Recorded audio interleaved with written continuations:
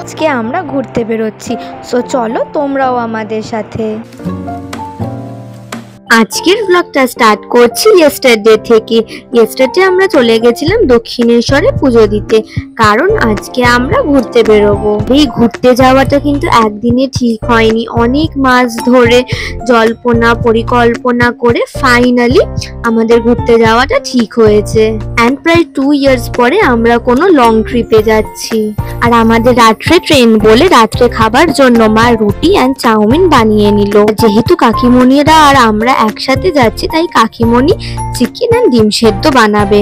Luggage সব ready, চলো এবার লাগেজ গুলোকে নিচে নামিয়ে ফেলা যাক।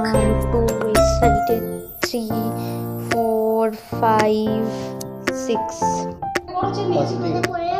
এখনই পড়ে নে।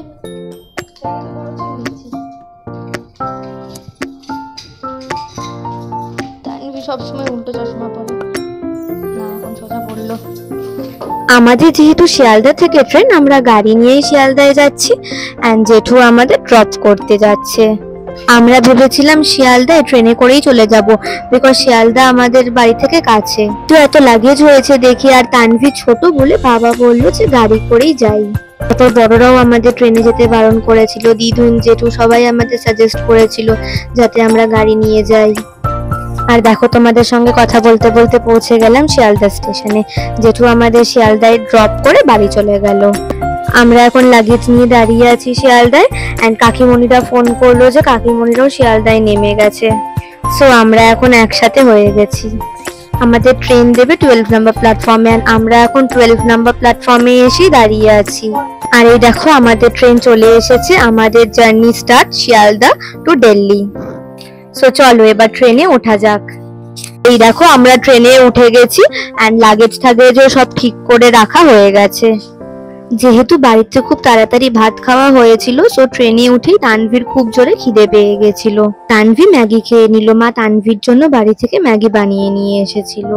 ট্রেন ছাড়ার আগে আমরা একটু চা খেয়ে নিলাম, বাবা ঘর থেকে চা বানিয়ে নিয়ে গেছিল। আর দেখো চা খেতে খেতে আমাদের ট্রেনটা ছেড়ে দিল।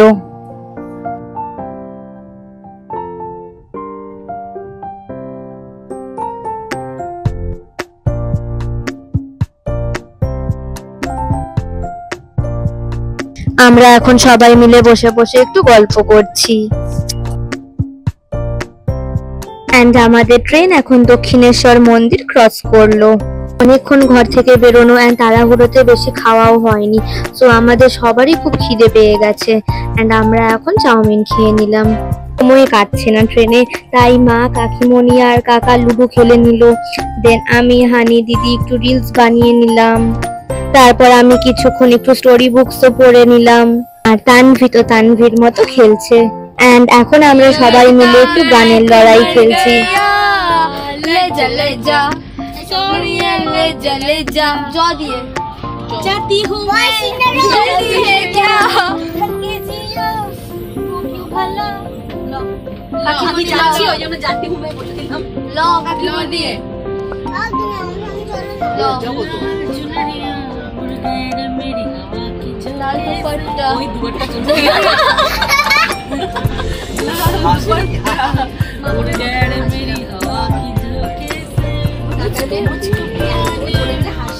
আসার সময় জেঠি একটু মিষ্টি কিনে পাঠিয়েছিল, তানভি সেই মিষ্টি দিয়ে রুটি খেয়ে নিল।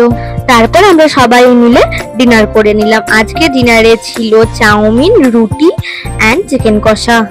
আর আমরা সবাই এখন শুয়ে পড়েছি, কিন্তু কারুরই ঘুম আসছে না। ট্রেনটা এত বাজে ছিল, মাঝে মাঝে জোরে জোরে ঝাঁকুনি দিচ্ছিল, মনে হচ্ছিল এই যেন ট্রেন থেকে পড়ে যাব। ট্রেনের এই ঝাঁকুনির জন্য, এক্সাইটমেন্টের জন্য আমরা রাত্রে কেউই ঠিক মতো ঘুমাইনি।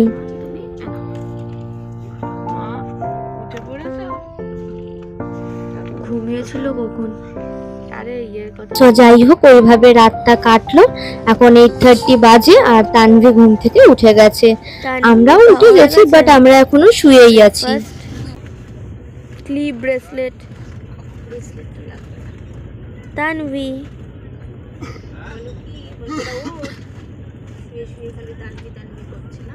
উঠতে ইচ্ছে করছে না, উঠতে ইচ্ছে করছে না। Good morning. আমরা এখন উঠে গেছি ঘুম থেকে। আর আজকে ব্রেকফাস্টে আমরা কেক, ব্রেড অ্যান্ড বানানা খেয়েছিলাম। এতক্ষণ সব ভালোই চলছিল, কিন্তু তারই মধ্যে হঠাৎ আমরা একটা ব্যাড নিউজ পাই, যেটা শুনে আমাদের সবারই মুড অফ হয়ে যায়। ট্রেন থেকে নামার আগে বাবা একবার ওয়াশরুমে গেছিল। ওখানে গিয়ে শুনতে পারে যে দিল্লি থেকে আমাদের যে দুরন্ত এক্সপ্রেসটা, সেই দুরন্ত এক্সপ্রেসটা ক্যান্সেল হয়ে গেছে। আর ওই ট্রেনটা আমরা কলকাতা থাকাকালীনই ক্যান্সেল হয়ে গেছিল। বাট বাবার ফোনে রিচার্জ ছিল না বলে কোনো মেসেজই ঢোকেনি। সবাই বলল আগে দিল্লিতে নামাতো যাক, দেন ওখান থেকে আমরা একটা ব্যবস্থা করে নেব।